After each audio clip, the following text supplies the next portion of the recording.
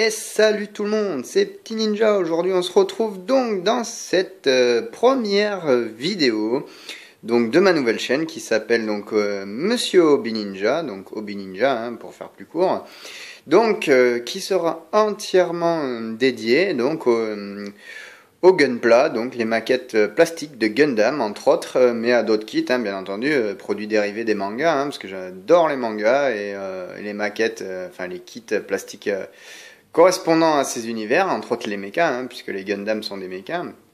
On verra par la suite aussi qu'il y a les Évangélions. Bon bref, ça on verra en temps voulu.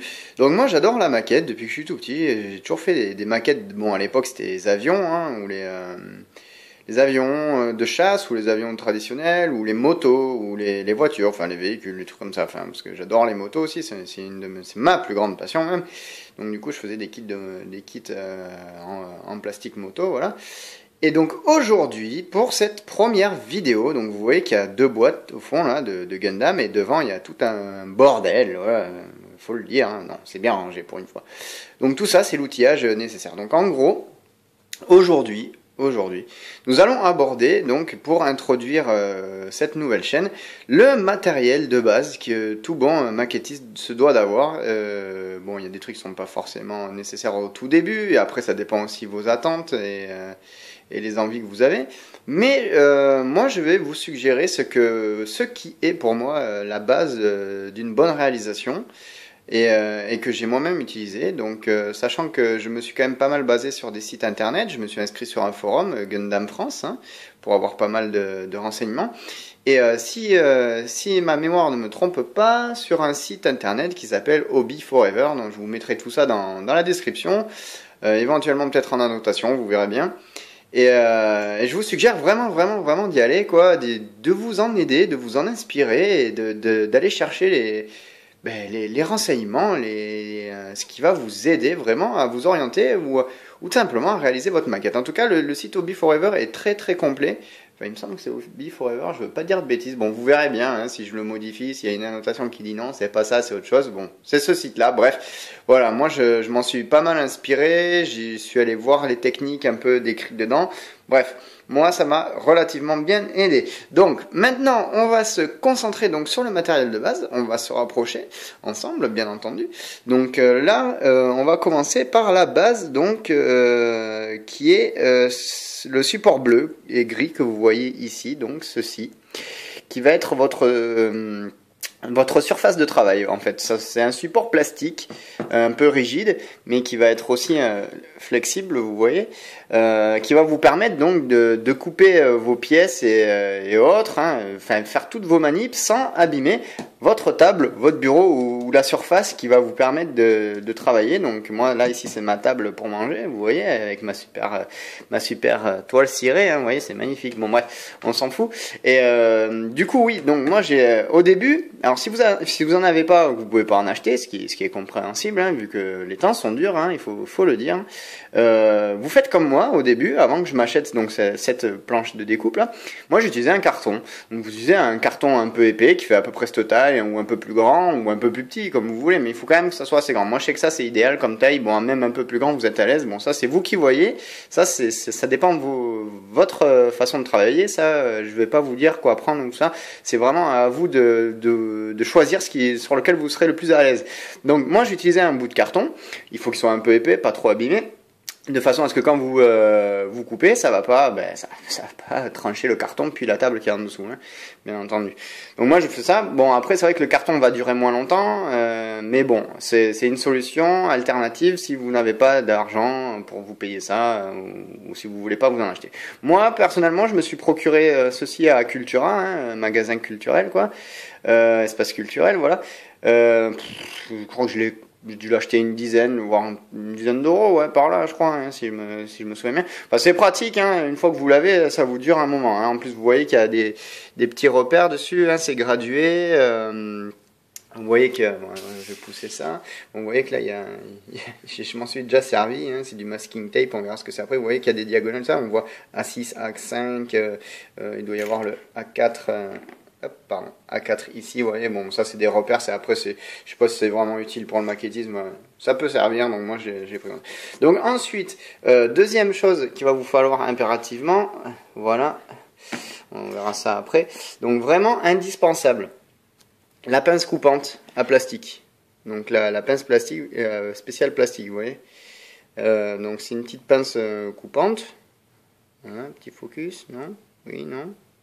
Bon bref, vous voyez c'est une pince coupante, ça va vous servir à dégrapper les pièces de maquette, parce que bon on le verra après, hein, mais pour ceux qui auraient jamais fait de maquette, éventuellement qui regarderaient cette chaîne, qui auraient jamais fait de maquette, les pièces à assembler sont disposées sur ce que l'on appelle des grappes, donc c'est des structures en plastique sur lesquelles les pièces sont attachées. Donc pour les détacher, je vous déconseille de le faire à la main en les faisant tourner ou des trucs comme ça. Non, non, vous prenez une bonne pince coupante à plastique, spéciale maquette comme celle-là, là, ça vaut pas très cher.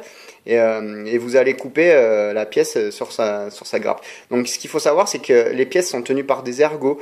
Les ergots, faut les laisser, hein, faut pas couper à ras de la pièce, faut laisser là, une partie de l'ergot. On enlèvera la suite après, c'est pour éviter d'abîmer les pièces en retirant les ergots. Ensuite, il vous faudra donc une sorte de couteau à plastique, où ça ressemble à un scalpel un peu, hein, on pourrait peut-être dire scalpel. Donc vous voyez, hein, on a une lame focus. Non? Si? Non? Non?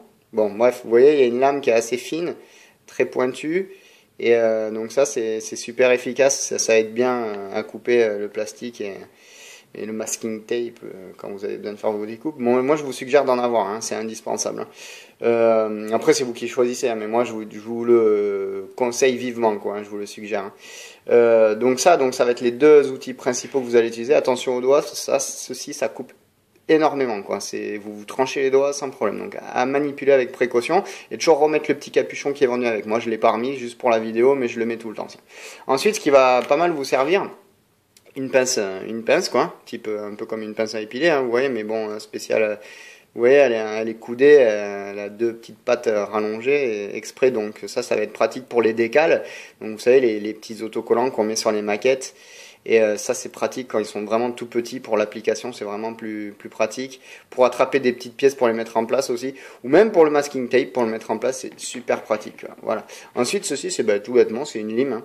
Vous voyez, c'est une lime, donc faut pas qu'elle soit trop agressive, hein, parce qu'il faut pas que ça vous bouffe trop le plastique. Mais ça aide pas mal pour les travaux de finition quand vous avez dégrappé vos pièces et que vous voulez les poncer légèrement. Ça peut aider, c'est pas mal. Donc ensuite en parlant de ponçage, on va donc s'attarder sur le papier abrasif. Donc là, bon, vous le voyez vraiment, parce que là, j'ai ma petite lampe qui éclaire. Ça aussi, c'est assez important, mettre une petite lampe comme ça, là, pour vous éclairer. C'est toujours mieux, hein, de bien y voir, quand même. Donc là, il y en a un, bon, vous voyez, celui-là est plutôt gris, celui-là, gris foncé, celui-là est gris presque un peu brunâtre. Donc celui-là, ça va être le plus épais, et celui-là, ça va être le plus fin. Donc là, on doit avoir, voilà, là, j'ai du 280, vous voyez. Et là, j'ai du 800. Donc sachant que plus le nombre est grand, plus le papier est fin. Hein, c'est à l'inverse. Hein.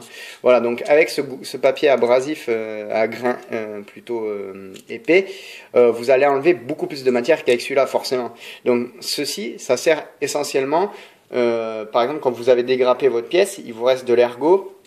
La lime, ça va pas être pratique, vous allez utiliser ça. Moi, la lime, je l'utilise très peu, je l'ai au cas où, mais c'est vrai que j'utilise beaucoup le papier abrasif, celui-là, hein, le gros grain.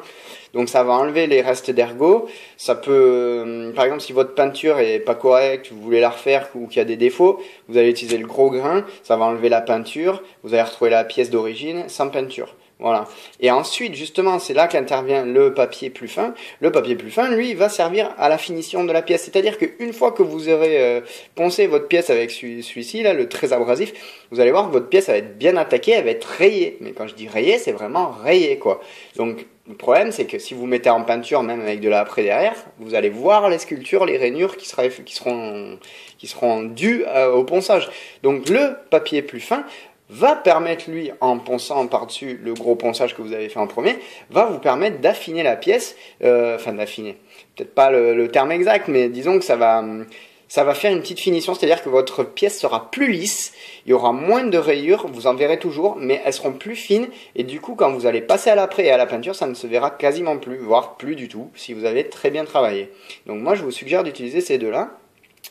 Toujours humide. C'est-à-dire que vous prenez un petit récipient, moi j'ai toujours un petit récipient avec moi, un couvercle vide, n'importe quoi, ce que vous voulez, une coupelle, un bol, ce qui vous arrange, hein, et vous allez tremper et humidifier votre papier dedans, et toujours penser avec le papier humide. Alors pour deux raisons, pourquoi?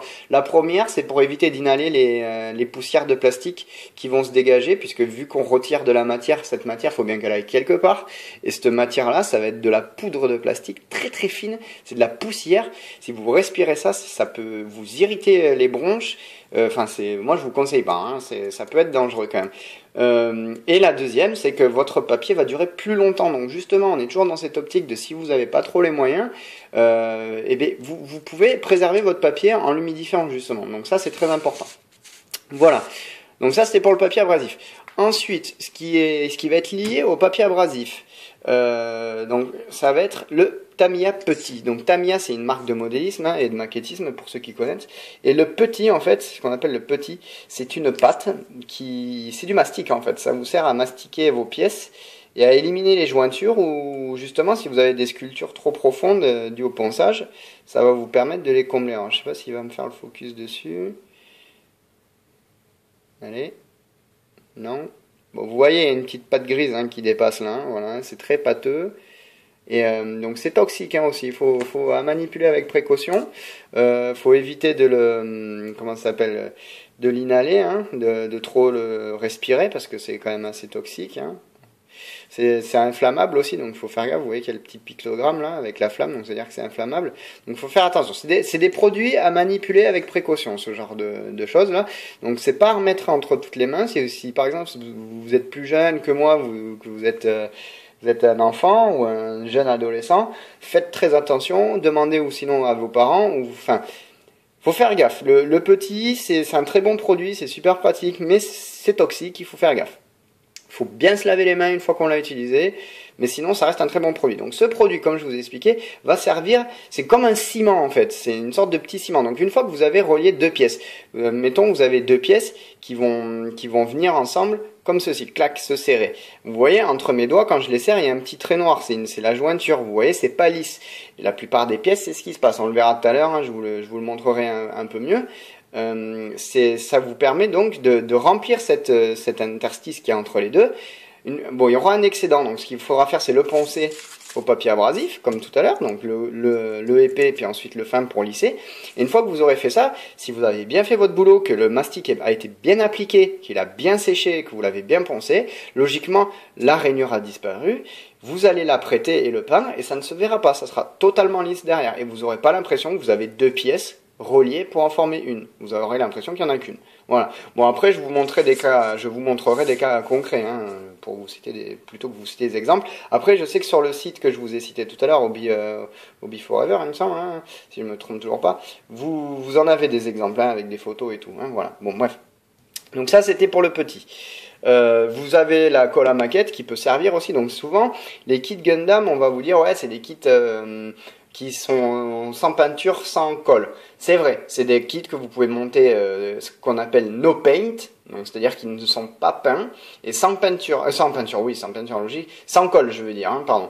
Donc en effet, moi mes kits, il y a quasiment pas de colle dessus. S'il y a de la colle, c'est vraiment des parties qu'il faut vraiment coller pour que la jointure soit nickel, et que quand je vais mettre mon petit dessus et que je vais le poncer, les deux pièces ne bougent pas, hein, parce que si les pièces bougent et qu'elles s'écartent, le petit, il s'en va, hein, donc il vaut mieux que ce soit bien fixé. Donc c'est vrai que la colle, moi j'utilise surtout sur ça. Donc là, c'est de la colle Revell, vous voyez, la colle à maquette plastique. Le mieux, c'est avec une aiguille comme ça pour appliquer, c'est mieux, ça évite de faire des gros pâtés tout moches là. Voilà, enfin, la colle à maquette peut être utile sur les kits Gundam ou autres kits dérivés des mangas. Après, pour les kits normaux, c'est-à-dire les maquettes de voitures, de motos, d'avions, là c'est recommandé. Il faut, logiquement, c'est pas des kits faciles à monter sans colle, hein. En général il faut la colle. Ensuite ici ce qu'on a là, ce petit rouleau, ben, c'est ce que je vous parlais tout à l'heure, c'est le masking tape. On le voit ici là, vous voyez, c'est un ruban très très fin, adhésif, de couleur jaune. Il y a plusieurs largeurs, donc là moi j'ai pris la largeur la plus large, normal pour une largeur, qu'elle soit large, vous me direz. Enfin bref, j'ai pris le plus large, il y en a un qui est plus fin. Ça dépend de vos attentes, ça dépend de vos envies, de vos besoins, tout ça. Moi, je l'ai pris un peu plus large parce que j'aime bien ça, c'est plus pratique pour couvrir les surfaces.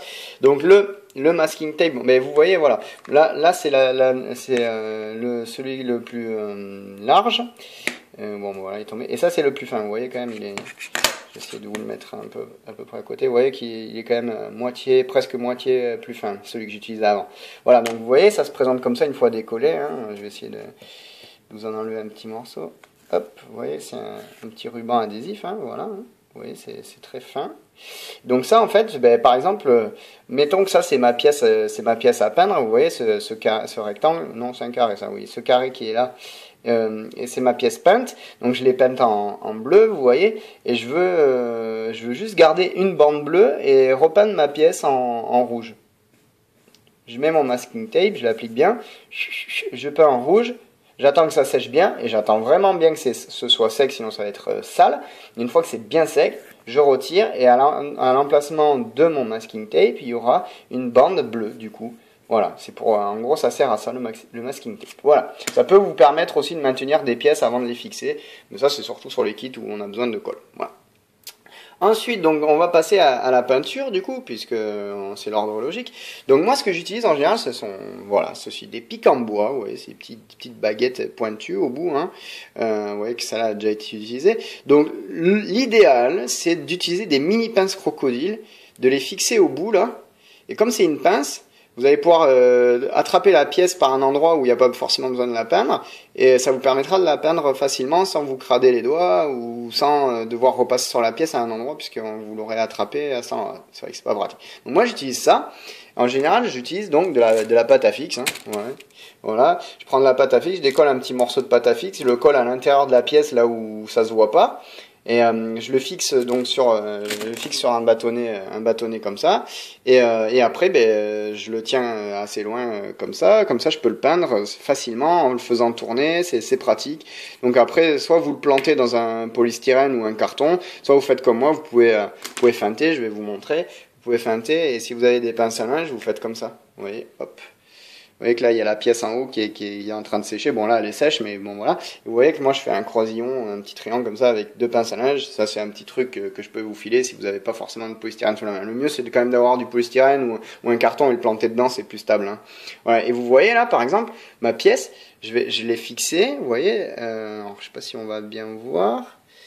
Là, on voit, la pâte à fixe, elle est violette aussi, donc on voit pas bien, mais au bout, on voit un gros pâté, c'est la pâte à fixe. Donc ça me permet donc de tenir ma pièce, de la faire tourner, de l'incliner comme je veux et de la peindre. Voilà. Hein. Donc voilà, ça c'était pour la petite astuce. Ensuite, alors pour la peinture, il y a différentes méthodes. Déjà, vous n'êtes pas obligé de le peindre, puisque vos grappes, elles vont être déjà colorisées. Vous n'êtes pas obligé de les peindre si vous n'avez pas envie de vous embêter. Vous le faites en no paint, c'est-à-dire que vous allez juste monter votre Gundam par exemple et terminer. Vous mettez les autocollants, on n'en parle plus. Bon, moi, honnêtement, si vous n'avez pas envie de vous ennuyer, oui, ok, vous pouvez faire du no paint, il n'y a pas de problème. Mais moi, je trouve ça un peu dommage puisque le rendu sera moins bon. Après, c'est vous qui voyez. Donc, plusieurs options. Donc, moi, celle que j'utilise, on va parler de celle-là en premier, c'est les petites bombes. Vous voyez, les petites bombes qui sont là. Donc ça, c'est des petites bombes, c'est Tamiya qui fait ça. Bon, vous voyez, c'est pas très grand, surtout si on enlève le bouchon. Vous voyez que la bombe est relativement petite par rapport à ma main. Hein. C'est pas énorme. Ça fait combien exactement? Est-ce que je vais le voir? Je sais pas s'il y a la contenance quelque part. En plus, c'est tout marqué en japonais vu que ça vient du Japon. Non, je crois pas que ça soit marqué. Bon, bref, on s'en fout, c'est pas grave. Donc, ces petites bombes sont assez pratiques. Le problème, c'est que c'est une méthode qui est très chère. Pourquoi? Parce qu'une petite bombe comme ça varie entre 8 et 12 euros. Vous voyez, c'est très cher pour ce que c'est. Et le truc qu'il y a, c'est que quand vous pulvérisez votre bombe comme ça, il y en a plus de la moitié qui va partir dans l'air. Et même pas la moitié restante qui va aller sur votre pièce. Je dis pas que c'est inefficace, que votre pièce ne sera pas peinte, c'est juste que vous allez en utiliser beaucoup plus que ce qu'il faut, puisqu'il y en a la moitié qui va être pulvérisée dans l'espace et le reste sur votre pièce. Donc du coup, votre pièce va être recouverte, mais vous en aurez gaspillé forcément. Le mieux, c'est quand même l'aérographe. L'aérographe est une bonne technique de peinture. Vous allez avoir des couches de peinture très fines, une finition irréprochable si vous savez bien vous en servir. Et ça revient beaucoup moins cher parce que vous allez acheter de la peinture en petits pots qui va être diluable. Et du coup, forcément, ça va vous durer plus longtemps et ça coûte beaucoup moins cher. Donc, Dans un premier temps, moi j'utilise les bombes parce que pour l'instant j'ai pas forcément les moyens de m'acheter un petit aérographe parce qu'il faut un compresseur aussi, un compresseur à air, sinon vous pouvez pas vous en servir.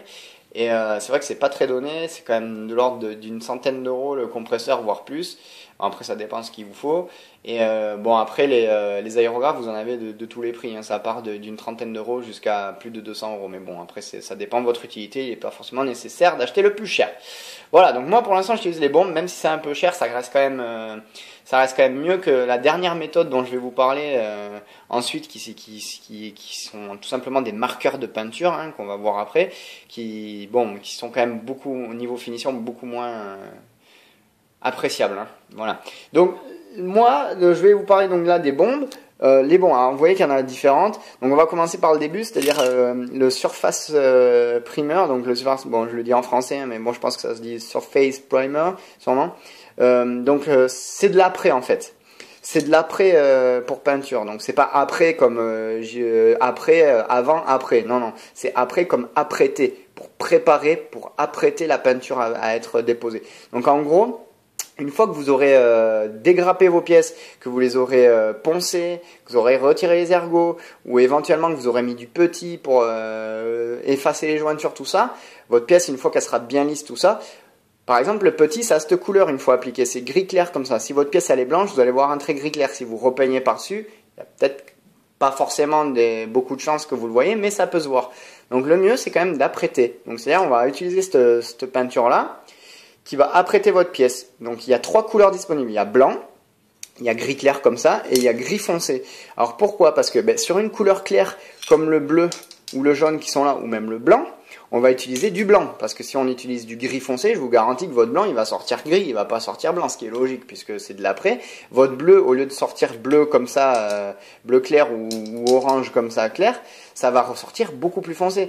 Ce qui est logique. Donc ça peut être une technique de peinture. C'est-à-dire que plutôt que d'acheter du orange foncé, vous allez jouer sur les teintes avec l'après. Vous voyez ce que je veux dire? Donc là, bon, ça c'est du gris. Mais moi j'utilise beaucoup de blanc. Le gris, ça va être plutôt pour les couleurs sombres, donc comme le noir, comme le marron, vous voyez, des couleurs un peu foncées. Et le gris foncé, c'est la même chose, hein. C'est juste que, il sera plus foncé, du coup vous aurez un rendu plus foncé. Donc en fait, la couleur de l'après va définir la teinte finale que vous allez avoir, c'est-à-dire plus ou moins, enfin, ça va être une teinte transparente, c'est-à-dire que si vous mettez du blanc, de l'après blanc, ça sera bleu comme ça.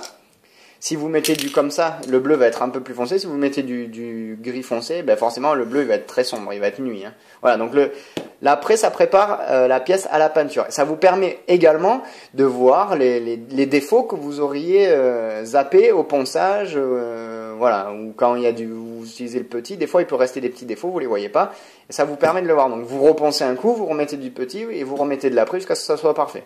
Voilà. Donc ça, comme vous l'avez compris, c'est la peinture. Donc c'est le même principe, hein, c'est des petites bombes, hein.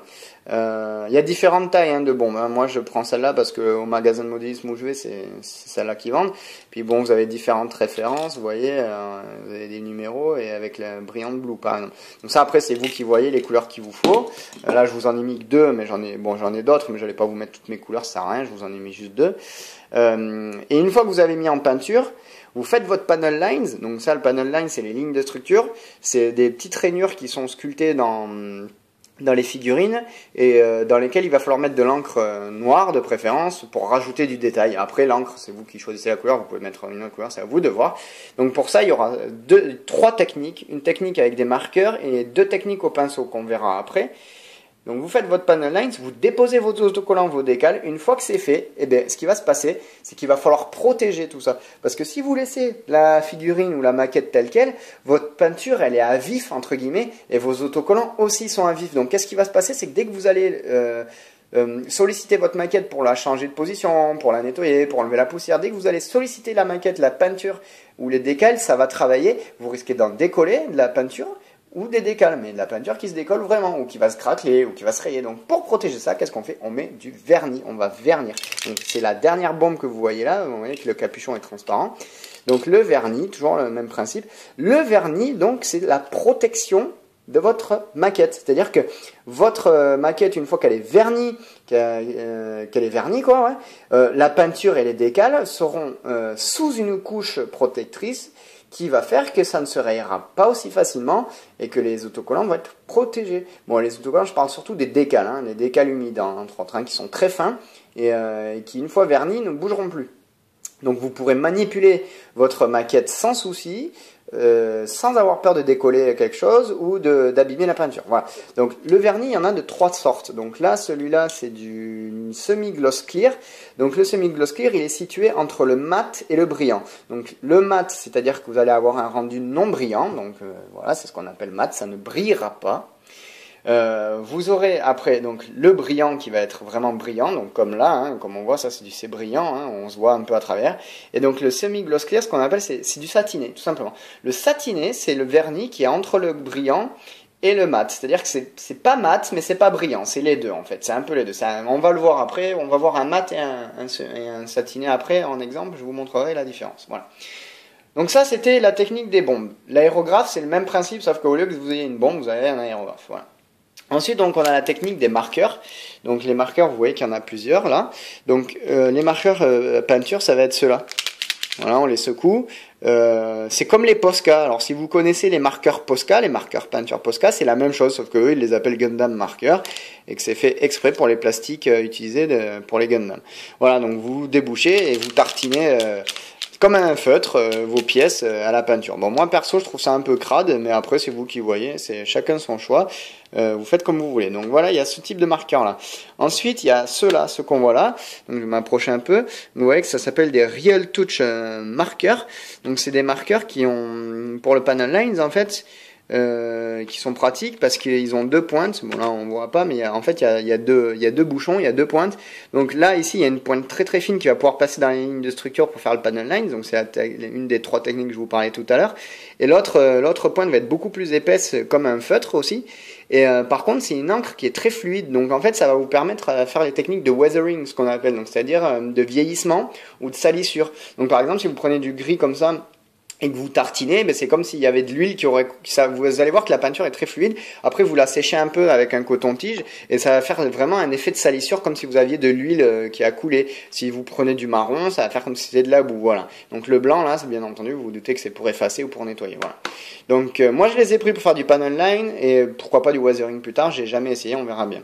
Et enfin les 2 derniers que vous voyez là, sont aussi des Gundam marqueurs et vous voyez sur le petit dessin que c'est une pointe très très fine et effectivement la pointe est ultra fine et ces 2 marqueurs là sont exclusivement réservés aux panel lines, donc vraiment pour faire les lignes de structure. Donc vous voyez que j'ai un gris, un noir et c'est vraiment ultra fin et c'est vraiment fait juste pour les lignes de structure et rien d'autre, mais c'est super pratique, je vous montrerai, c'est promis.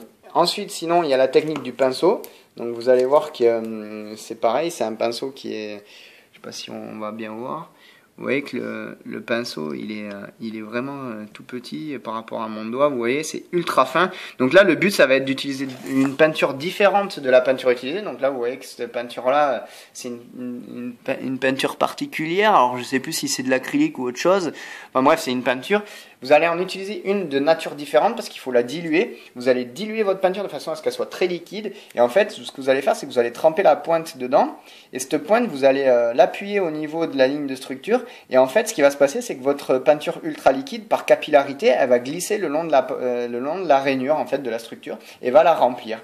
Donc la capillarité, c'est tout simple. En fait, vous déposez une goutte et le liquide se déplace tout seul en suivant le couloir entre guillemets de la structure, voilà. Donc il y a 2 techniques, il y en a une avec une certaine peinture et l'autre avec la peinture à l'huile. J'ai testé la peinture à l'huile, c'est pas très efficace, ça laisse des traces en plus. Bon, c'est pour ça que j'ai pris des marqueurs, donc je vais tester les marqueurs sur le Gundam que vous voyez là, que vous verrez dans la prochaine vidéo. En tout cas sur ce Gundam, j'ai essayé la peinture à l'huile et bon, ça rend bien, mais c'est un peu sale, hein, il faut faire gaffe, voilà. Bref, donc ça, je vous conseille d'aller voir le site internet Hobby Forever pour ça, où il y a tous les tutos, où ils ont de belles illustrations, et vous pourrez voir, ça sera mieux que des mots, hein, parce que moi je suis là sur ma vidéo, je pourrais pas tout vous montrer en une fois. Donc voilà, et donc le coton-tige va servir à retirer l'excédent de peinture ou la petite tache que vous allez avoir faite en ayant déposé votre pinceau à l'endroit pour que ça fasse la capillarité. Donc vous allez avec un diluant frotter légèrement une fois que ce sera un peu sec, mais pas trop, faut pas que ce soit trop sec ni pas assez, parce que sinon vous allez retirer la peinture du panel lines, ou alors si c'est trop sec, ça va pas partir. Donc en général, les cotons-tiges servent à ça. Idem pour les marqueurs, hein, ça marche aussi pour les marqueurs. Voilà, donc ça c'était pour le matos utilisé. Donc maintenant je vais vous parler brièvement donc des différentes échelles qu'il y a sur les kits en plastique Gundam entre autres. Donc là vous voyez que moi j'ai acheté des Master Grade MG, vous voyez les deux c'est des Master Grade MG. Donc le Master Grade c'est un peu ce qu'il y a de plus populaire comme échelle, qui est le plus utilisé, c'est du 1 centième c'est assez détaillé quand même, donc c'est vrai que c'est pas mal utilisé. Moi je suis bien fan de ces kits là. Il faut savoir qu'il y en a en dessous et en dessus, donc c'est à dire que le plus bas ça va être les HG, donc c'est high grade. Donc high grade c'est du 1/144e. Donc ça va être un peu moins réaliste, il y aura des articulations un peu moins travaillées, c'est-à-dire que votre figurine elle sera moins articulée, vous ne pourrez pas forcément le mettre dans n'importe quelle pose, dans les poses dynamiques, tout ça. Donc ça c'est voilà, mais c'est quand même des bons kits, il y a des kits sympas, et puis ça, bon, Bandai s'améliore d'année en année. Après il y a une catégorie un peu à part qui s'appelle les RG, donc qui est très récente comme catégorie, qui s'appelle Real Grade, donc qui sont toujours des maquettes 1/144e comme les HG, mais qui vont présenter un niveau de détail et de finition d'un MG 1 centième, donc d'un Master Grade comme les deux que vous voyez là. Donc je peux vous dire que c'est impressionnant parce que la taille est quand même différente, c'est-à-dire que d'un 1/144e à 1 centième, il y a quand même une belle différence de taille. Je peux pas vous le montrer malheureusement parce que j'ai que du 1 centième. Mais je vous suggère d'aller voir toujours le site Hobby Forever parce qu'ils vous font un descriptif des différentes tailles dessus en photo, et ça vous aidera bien à les distinguer, mieux que moi hein, en tout cas. Parce que là sur la vidéo malheureusement je peux pas trop vous montrer vu que j'ai pas trop fait de kit encore pour l'instant, mais je vous mettrai quand même des annotations à chaque moment avec le lien qui correspond. Donc vous pourrez mieux situer. Et donc les Real Grades, donc en 1/144e, donc vont présenter des bonnes articulations, un niveau de détail aussi poussé que les MG, mais sur une taille de HG. Et ça c'est vraiment balèze, parce que les HG c'est vraiment petit, et je peux vous garantir que mettre le détail d'un MG sur un HG c'est balèze, car le MG est plus grand. Et en plus, la plupart des MG, donc les nouveaux Master Grade, ou 1 centième, donc, présentent ce qu'on appelle un inner frame. Donc un inner frame, en fait, ça va être un corps en plastique de couleur grise la plupart du temps, sur lequel les pièces d'armure vont venir se fixer. Alors je sais pas si je peux vous le montrer rapidement sur la boîte là. On va voir si j'arrive à enlever sans tout casser. Est-ce qu'on devrait le voir? Il y a un côté où on le voit là. Donc vous voyez là, l'inner frame c'est ça. Vous voyez que là elle est focus. Allez. Voilà. Vous voyez que là, on voit la jambe, elle est grise, elle est très fine, et là, il y a une pièce d'armure blanche, et là, c'est gris et fin, et pareil pour le bras. Et donc, en fait, ce qui est gris là, c'est ce qu'on appelle l'inner frame, et c'est sur cette partie-là que viendront se fixer, vous voyez là, les armures blanches qu'on voit ici, qui ne sont pas ici. Vous voyez là la différence, on voit bien. Voilà ce que c'est l'inner frame. Donc à la base, l'inner frame, c'était au tout début des kits plastiques, des kits Gundam, tout ça. Au tout début, c'était réservé à la classe des Perfect Grade. Donc c'est ce qui m'amène à vous parler de la dernière échelle qui s'appelle les Perfect Grade, donc les PG.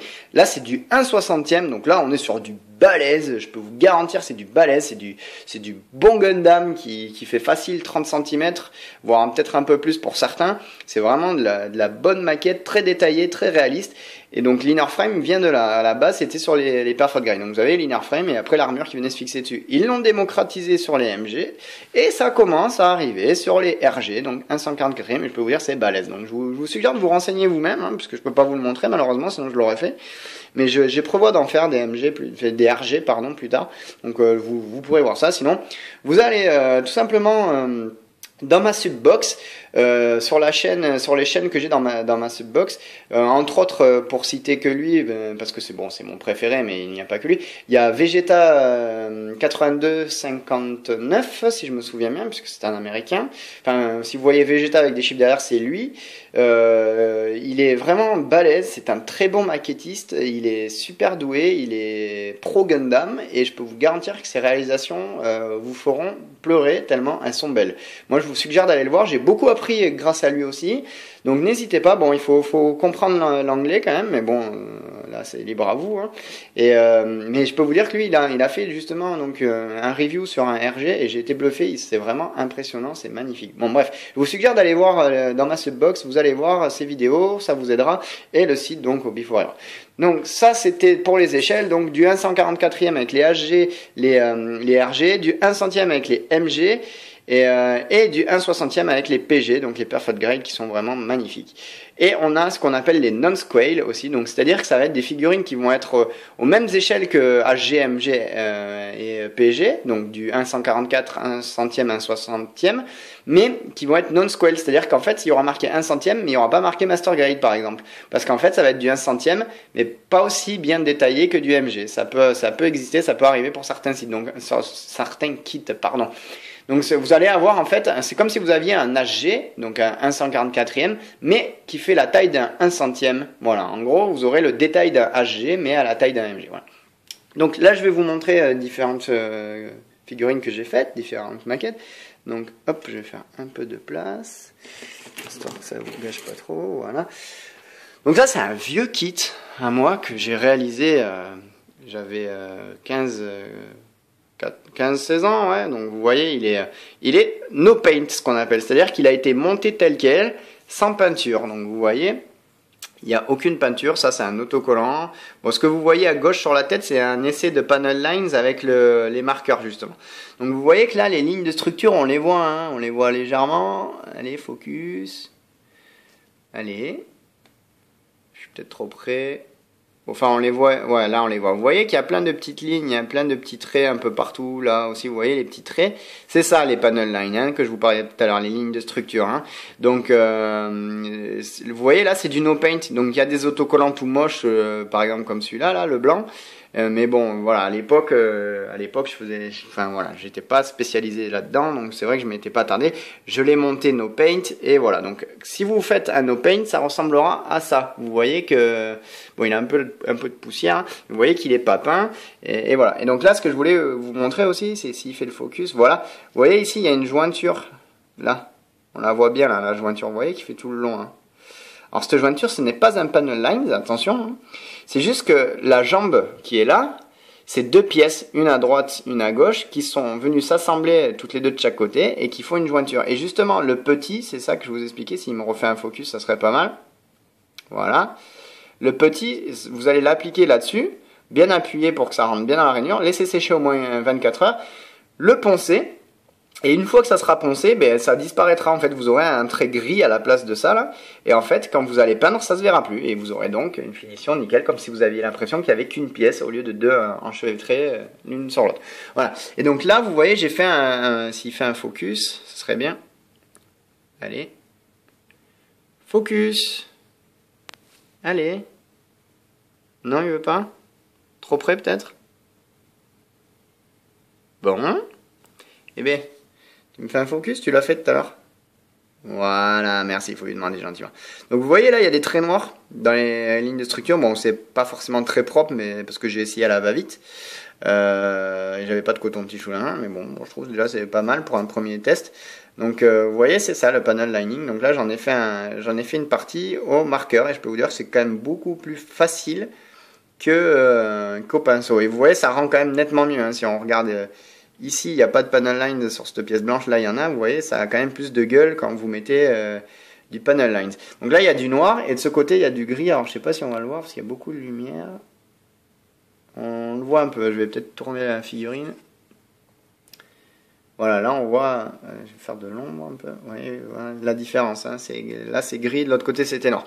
Donc voilà. Donc ça, c'est un kit no paint. Comme ça, vous avez un exemple de no paint. Voilà ce que ça donne. Hein, vous voyez, c'est quand même...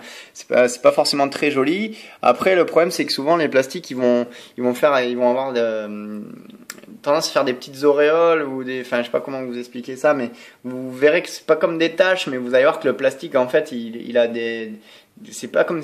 Un peu comme s'il était marbré, entre guillemets. Hein. Enfin bref, je sais pas. Enfin, vous me comprendrez sûrement le jour où vous verrez ça sur vos grappes. Voilà, donc ensuite, donc ça c'était un Gundam No Paint. Et ça c'est je crois que c'est du 1/100e HG, mais à l'époque c'était pas tout à fait pareil au niveau des échelles. Et donc là on va voir celui qui avait sur la photo à gauche sur la boîte là. Donc voilà, donc celui-là est entièrement peint et verni. Allez, focus. Allez. J'aimerais bien que tu me fasses un focus, ça serait pas mal. Allez.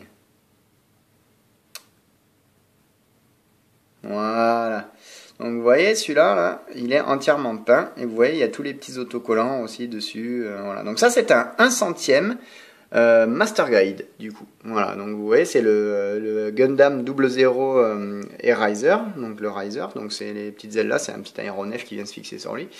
De la série Gundam 00 que je vous conseille vivement de regarder parce qu'elle est vraiment excellente. Donc là, vous voyez qu'on a... Donc...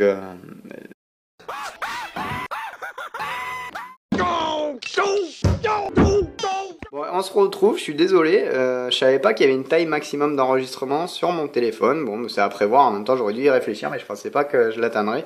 Bref, donc, excusez-moi pour l'interruption un peu brève. Donc je disais qu'en fait voilà, il y a tous les petits autocollants, il y a tous les petits détails. Bon, vous voyez, voilà. Bon, là vous voyez quand même, c'est quand même pas mal détaillé. C'est du 1/100e, c'est du Master Grade, c'est quand même pas mal. C'est une belle bête déjà. Hein. Franchement, moi je vous, si vous débutez, vous pouvez faire du HG, hein, du 144e pour histoire de faire un test un peu. Mais après, je vous suggère de vous mettre au 1/100e, parce qu'ils sont vraiment magnifiques, ils sont déjà un peu plus grands. Et en plus de ça, ils ont de la gueule, quoi. Voilà, vous voyez par rapport à ma main. La taille qu'il fait, voilà, c'est pas, il est pas mal quand même. Il fait à peu près, là, il fait, on va dire, il fait 25 cm. Ouais. 25, ouais. Faudrait que vous regardiez sur le site Hobby Forever, il y a les échelles avec les tailles. Mais là, il fait, oui, il fait entre 20 et 25 cm. Un 144e, il va lui arriver ici, quoi. C'est-à-dire que la figurine, vous voyez, elle va faire aller 15 à 20 cm. Un HG, un high grade ou un real grade. Voilà, un 144e va être plus petit, il va faire cette taille à peu près. Et le perfect grade va être beaucoup plus grand puisqu'ils font une trentaine de centimètres, voire 35 par là dans ces eaux-là, donc c'est beaucoup plus grand. Donc voilà, ça c'était pour le Gundam. Donc là, vous voyez, lui, sa finition, elle est mate. Vous voyez que ça brille pas en fait. Pas s'il va me faire un focus. Voilà, vous voyez que ça brille pas en fait. Il y a des reflets de peinture, mais vous voyez, c'est ça mat. Ça, c'est de la couleur mat. Voilà. Vous voyez, c'est très mat. C'est pas brillant, il n'y a pas de reflet, on voit rien. Voilà. Donc là, je vais vous présenter un autre mecha, une Evangelion. Donc c'est un autre manga. Donc voilà, ça c'est l'Eva 02, donc de Neo Genesis Evangelion. Et bon voilà, pareil, elle est entièrement peinte. Alors au début, vous verrez les photos sur ma page Facebook. Justement, c'est un kit, comme j'explique dessus, c'est un kit que mon frère avait monté quand il était petit en no paint. Il me l'a filé et moi je l'ai entièrement retapé. J'ai utilisé donc du petit pour faire disparaître les trucs. Voilà. Et vous voyez que là la peinture elle brille. Là on le voit bien. Hein. Attendez. Là on voit bien, il y a un reflet ici là. Et il y a un reflet là aussi blanc, vous voyez. Donc ça, ces reflets là, c'est parce que c'est du. Donc là, ça, c'est pas un bon exemple que je vous montre parce qu'avec la caméra, on a l'impression que c'est brillant. Mais moi, en vrai, ça brille, mais moins. C'est-à-dire que vraiment le brillant, vous allez aller voir cet effet-là en vrai. Mais là, moi, sur ma figurine, on voit pas bien. Peut-être si je me rapproche un peu. Ouais, ça reste très brillant. Mais vous voyez, ouais, enfin voilà, si on voit un peu. C'est brillant, mais on se voit pas dedans non plus, quoi. Hein. Voilà, donc ça c'est du satiné. Ça c'est du vernis satiné. Donc là, si vous voulez un bel exemple de panel lines réalisé, voilà, là on le voit bien. Vous voyez le trait noir là, le trait noir qu'il y a au milieu de la jambe, et bien ici là, j'essaie de mettre mon doigt là, vous voyez là. Voilà, le problème c'est que ça le fait focus sur mon doigt. Allez.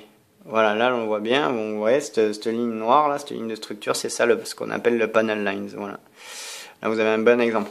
Et donc là en fait je vais vous montrer un petit truc, s'il veut bien me focus là. Allez, il a fait le focus derrière en fait.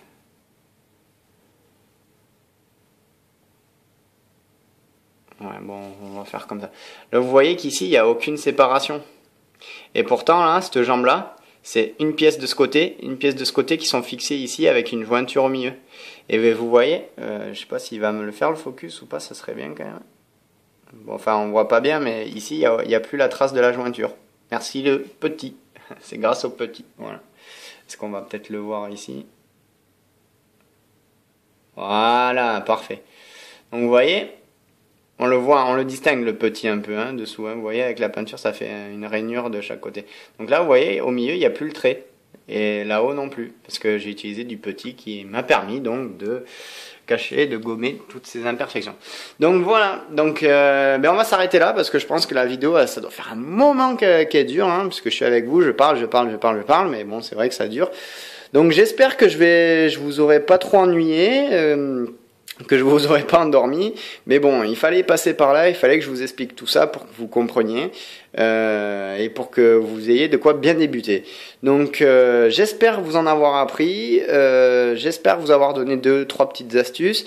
Il y aura sûrement du pas à pas et des tutos par la suite, donc n'hésitez pas, il n'y a pas de souci. Vous comment ça s'appelle vous me demandez si vous voulez des trucs en particulier, je le ferai. Moi, en tout cas, j'essaierai de vous proposer quelques petites astuces ou petits tutos, voilà, sur les réalisations.